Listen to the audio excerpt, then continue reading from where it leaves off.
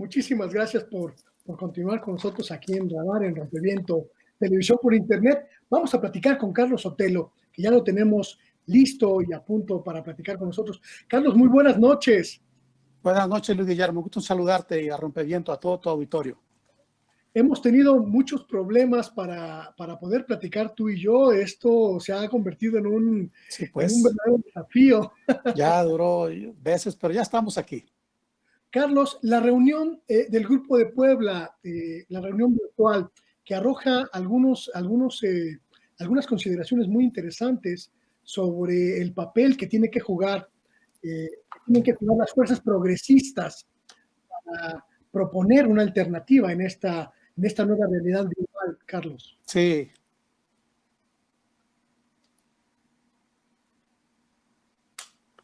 ¿Qué fue lo que ocurrió, Carlos, en la reunión? Mira, esta es una reunión que estaba prevista realizarse en Colombia.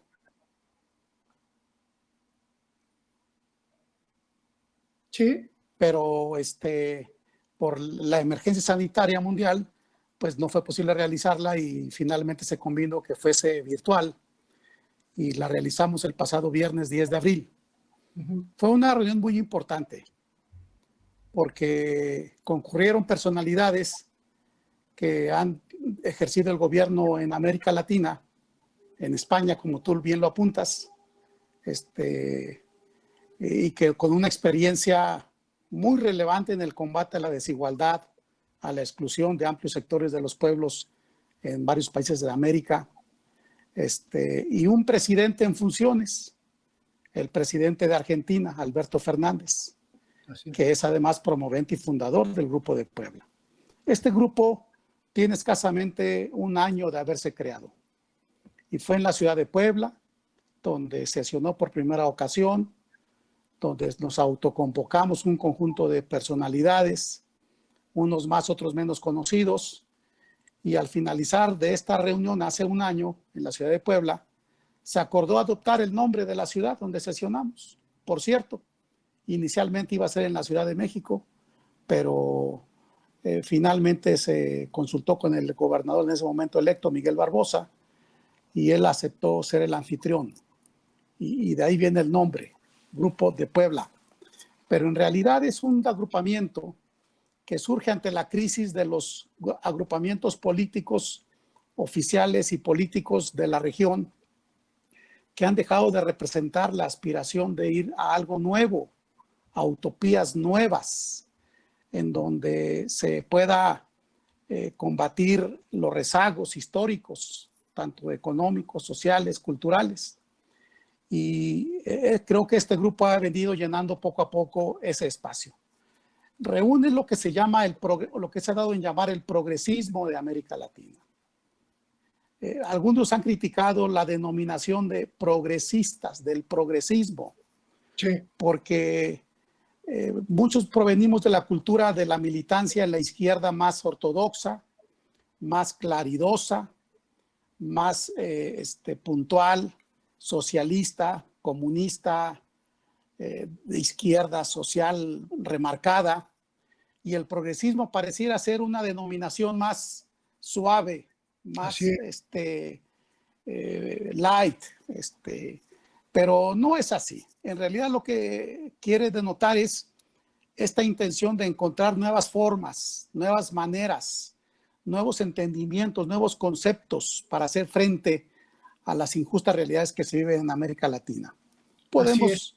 El presidente, perdón, Carlos, el presidente Lula, el expresidente brasileño Lula, dijo en la reunión una frase que me pareció muy, muy importante. Dijo él, solo el Estado puede garantizar los derechos sociales de todas y todos los ciudadanos. Así es, así es. Es decir, hay una convicción de que el modelo que desplazaba al Estado de la obligación de proveer los básicos de una sociedad, salud, educación, pues eran fallidos, y lo estamos viendo con esta crisis. Totalmente.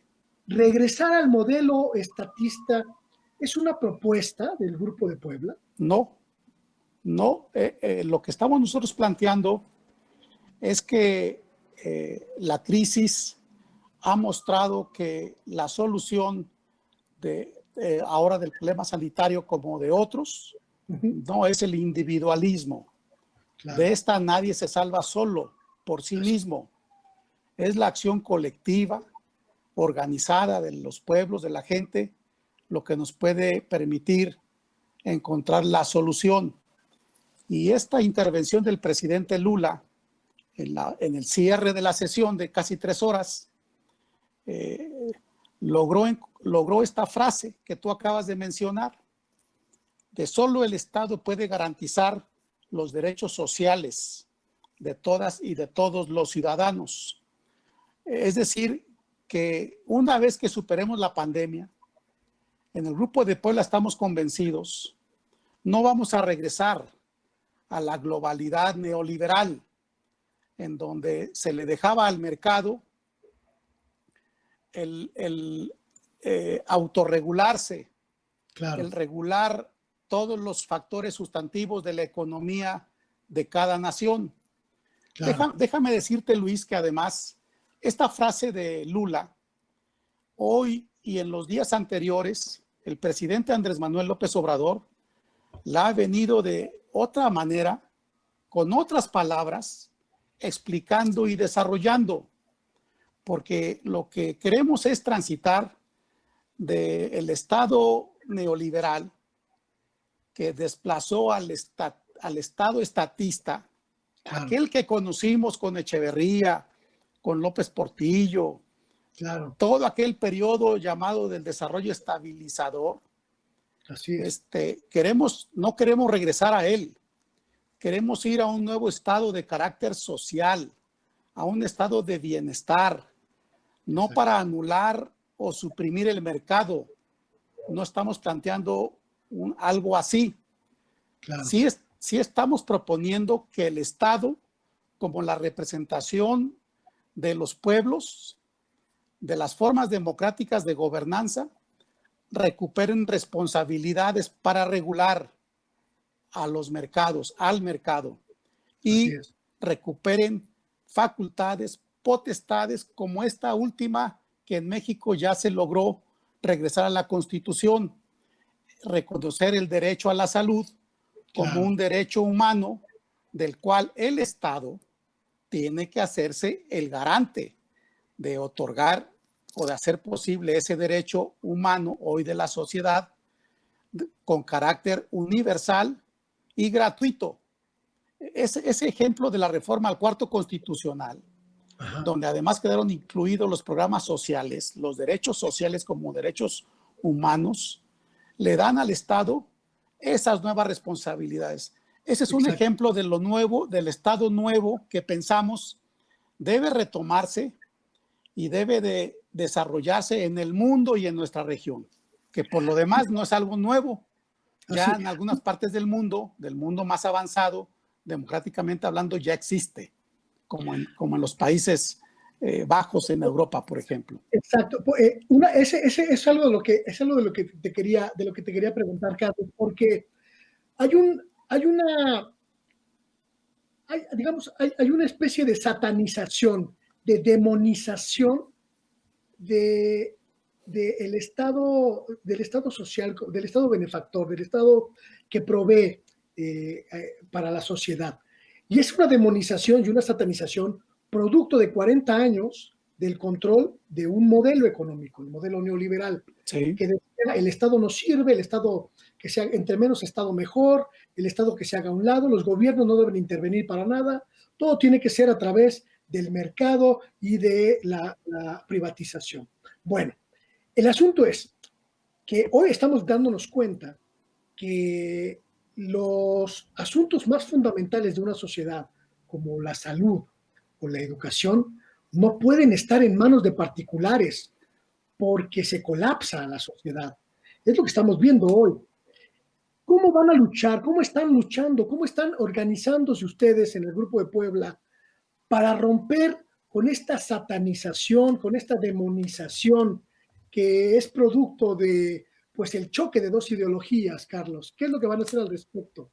Estamos en una comunicación con la fuerza mediática organizada de estos personajes que forman parte del Grupo de Puebla. Está, por ejemplo, Rafael Correa, expresidente del Ecuador, Evo Morales, expresidente Muy, en muy Bolivia, activo, además, en redes todo el tiempo, ¿no? adoptando un conjunto de propuestas que algunos gobiernos estén dispuestos a apropiarse de ellas y a desarrollarlas en los foros del multilateralismo mundial, sea que surjan de nosotros o sea que surjan de gobiernos ya constituidos y que nos parezcan propuestas que estén en la ruta de ir a un estado nuevo, un estado social de bienestar. Por ejemplo, el presidente de Argentina, Alberto Fernández, en este reciente encuentro del G20, del que mucho nos ha hablado López Obrador en las mañaneras, propuso la creación de un fondo mundial de emergencia solidaria para apoyar a muchos países económicamente débiles o con sistemas de salud destrozados, desmantelados, y cuyos estados nacionales no cuentan con capacidades para hacer frente a la crisis del coronavirus. Entonces, esta propuesta del Fondo Mundial de Solidaridad Humanitario que ha propuesto Alberto Fernández, el Grupo de Puebla la ha adoptado y la estamos difundiendo a través de estas voces muy escuchadas y con mucha autoridad. Por ejemplo, Alicia Bárcenas de la CEPAL de la ONU forma parte del Grupo de Puebla, está en la ONU. Por parte de México participa el ingeniero Cuauhtémoc Cárdenas, la diputada Beatriz Paredes, la senadora Beatriz Paredes, participa Zoe Robledo, director del IMSS, el subsecretario de Política Exterior de nuestro país, Maximiliano Reyes, que por cierto mañana tendrá un papel muy importante en la reunión de expertos médicos en el marco de la Comunidad Económica de Países Latinoamericanos y del Caribe, la CELAC. Entonces, este tipo de acciones, de iniciativas políticas, sociales, económicas, el Grupo de Puebla está construyendo y que a través de las voces que tienen mucha influencia en las regiones del mundo, en los organismos de cooperación mundial, es lo que hemos decidido en este periodo utilizar como formas de convencimiento y de que avancen nuestras iniciativas. Desde tu perspectiva, Carlos, ¿crees que es viable esta postura? Ayer leíamos que los gobiernos de Alemania y de Francia están ya analizando como una propuesta real, pues, estatizar las empresas que estén en mayor riesgo de colapso a partir de esta crisis económica y de que esa intervención del Estado en las empresas pues sea para ayudar no solo a detener las crisis, sino también para reconfigurar la economía de Europa, de este colapso. ¿Es viable en estos momentos proponer un modelo alternativo? ¿Es el momento de hacerlo? Yo creo que es el momento de ir colocando este tipo de propuestas y en el comunicado final del Grupo de Puebla del pasado 10 de abril, es un documento de 14 puntos. En el punto 13 se inserta ya esto que tú me estás ahorita comentando, de que los escenarios después de la pandemia no pueden ser regresar a la normalidad que hemos conocido hasta principios de año, claro, sino que tiene que ser con la configuración de un nuevo tipo de organización en el mundo y de Estado, como representación de la colectividad. Y hoy leer noticias de que países como Alemania, como Dinamarca, como Inglaterra, ya están sus gobernantes, como Angela Merkel, por ejemplo, colocando este tipo de propuestas personajes muy alejados del socialismo, del estatismo. Claro. Hoy la realidad los está obligando a reconocer que no es la potestad del mercado lo que va a resolver los problemas de la gente. Está mostrando su fracaso y hoy tienen que ir a que el Estado, como representante del colectivo, de la sociedad, de los pueblos, recupere capacidades y potestades. Pienso que vamos a ir en el mundo a organismos internacionales con más facultades y capacidades y financiamiento colectivo entre todas las naciones, con un conjunto de fondos económicos para combatir la pobreza, el rezago, la exclusión en muchas partes del mundo, de donde se han extraído cuantiosas riquezas que explican el gran desarrollo en niveles de vida de países más desarrollados como Estados Unidos o Europa. No se explica sin el saqueo de las riquezas naturales de África, de Asia, de América Latina y la pobreza en consecuencia de los pueblos. Y tiene que regresar el Estado social, benefactor, de bienestar, que me parece, déjame decirlo así, es lo que se puede leer en esta propuesta de cuarta transformación que en México, con el presidente López Obrador, estamos intentando desarrollar. Te quiero hacer una última pregunta. Este panorama, yo lo tengo muy claro, es un panorama que está empujando una nueva realidad social, política y económica. En México lo estamos viendo, hay una pugna abierta, hay una polarización, hay una resistencia de un sector, de ese sector económico que controló la economía, la sociedad durante 40 años, y esa resistencia es cada vez más feroz. En el mundo es igual, exactamente igual. Sí, El claro. gran capital neoliberal, los grandes corporativos globales, los grandes consorcios neoliberales van a permitir fácilmente que este modelo que los benefició, que los benefició a unos cuantos en perjuicio de miles de millones de seres humanos, desaparezca. Vamos a ver una pugna como la que estamos viendo en México ahora, a nivel global, Carlos. ¿Qué podemos esperar de estas fuerzas? ¿Habrá resistencias? ¿Qué va a pasar? La resistencia las hay. Aquí en nuestro país lo estamos leyendo, escuchando, viviendo todos los días.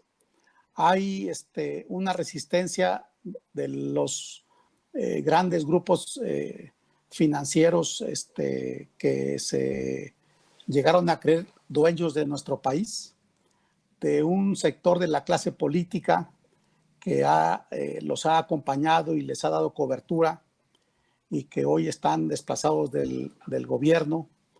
Y sin duda, las denuncias de que han ido intentando crear un ambiente de desgaste, de debilitamiento, de lo que algunos analistas han dado en llamar un golpe de Estado blando para tratar de arrinconar, de contener, el avance de la transformación en el país, existe en México. Esto es real. Y el presidente Andrés Manuel López Obrador, en esa circunstancia, ha tenido que ir avanzando con un pueblo organizado, explicando todos los días en sus conferencias mañaneras, a través de medios alternativos, porque está visto que los medios tradicionales, las empresas de comunicación que conocimos hasta hace un año hacia atrás, no se han movido casi nada. Hoy son voceros de ese interés de desplazar al gobierno de su responsabilidad y que el rescate y los apoyos no sean abajo con la gente, sino que sean nuevamente para las grandes empresas, claro. Para sectores de la clase política. No están dispuestos a ceder un ápice, no están con esa disposición. Andrés Manuel y el gobierno mexicano me parece han enfrentado bien el tema de la crisis sanitaria, de la emergencia sanitaria. Antes de que apareciera el virus, antes del finales del año pasado y principios de todos presenciamos al presidente recorriendo el país en una gira de casi 2 meses, casi 3 meses, todos los hospitales, rediseñando el presupuesto en materia de salud, creando un instituto de salud para el bienestar antes del virus y proponiendo el derecho a la salud como un derecho humano que el Estado, como te comentaba hace unos minutos, garantice. Entonces, hay una lucha que no es ideológica, también es ideológica, es económica y política. Y lo vamos a resolver con política, buena política. Por eso es entendible la propuesta que antier hizo el presidente de que ante la ofensiva mediática, política y económica de este sector que no quiere perder privilegios, de querer evidenciar un desgaste, un descenso, dicen ellos, en la popularidad o en el apoyo del pueblo a López Obrador, el presidente les dijo, bueno, si es así y tanta prisa llevan, vayamos a la forma democrática, empatemos la elección del 21 con el referéndum revocatorio. Si el pueblo decide que yo ya no siga siendo el presidente, yo me retiro y se abrirá un nuevo periodo. La respuesta ha sido de total rechazo y negativa de este sector, que yo en las últimas horas aprecio, ha empezado ya a dejar de lado esta ofensiva mediática. Pero sí, Luis, creo que hay una disputa fuerte por la defensa de privilegios desde quienes han sido desplazados del poder, pero también hay un gobierno firme, consistente, con respaldo popular, que me parece va a poder hacer bien su tarea al final. Pues sí, esperemos, vamos a observar con mucho detenimiento y con ojos muy bien abiertos esto que va a ocurrir. En México se está transformando el modelo económico y social, y está caminando hacia el progresismo, hacia esto que nos comentas, hacia un estado de beneficios sociales, y esto pues, implica una gran transformación, no solo social y económica, sino también cultural, también de todas las estructuras de nuestras sociedades. Entonces, pues ya lo estaremos observando, estimado Carlos Sotelo. Te agradezco muchísimo la posibilidad de platicar y la posibilidad también de conocer este asunto que no se toca en los medios y que es la creación, la consolidación de un grupo muy poderoso de reflexión iberoamericano para proponer una nueva alternativa a nuestras sociedades. Muy bien, pues sigamos platicando, Luis. Teníamos ya varias semanas queriendo encontrarnos, platicar y tocar este y otros temas de mucha importancia en el país. No ha sido posible, pero mira, ahora en el marco de la emergencia sanitaria aquí estamos platicando y esperemos que sea la primera de muchas pláticas y conversaciones que tengamos contigo y con tu auditorio. Qué gusto ha sido encontrarte y escucharte en esta ocasión. Muchísimas gracias y muy buenas noches. Buenas noches, Luis. Hasta luego. Ya escuchaba usted a Carlos Sotelo, ex senador de la República, un político de izquierda de muy, muy amplia trayectoria y que nos hablaba. Seguramente usted no ha escuchado de este asunto, el Grupo de Puebla, pero es un grupo muy, muy influyente en términos ideológicos. Están prácticamente todas las figuras de la izquierda iberoamericana que confluyen ahí. En algún momento el propio canciller Marcelo Ebrard formó parte de las discusiones, y también la embajadora Bárcena, porque es un asunto que va más allá de la coyuntura. Es un asunto que tiene que ver con la nueva realidad que va a vivir el mundo y en el cual hay un sector de la sociedad que no había sido escuchado o que no estaba teniendo participación en el diálogo y que ahora lo va a tener. El progresismo, esta corriente de izquierda, está emergiendo, está en el poder en México, está en el poder en Argentina, está en algunas otras regiones, pues ahí muy sólidamente en presencia. Y bueno, entender esto, desatanizarlo, quitarle los demonios que la prensa neoliberal le tira encima a esta ideología, pues es parte de entender el día a día.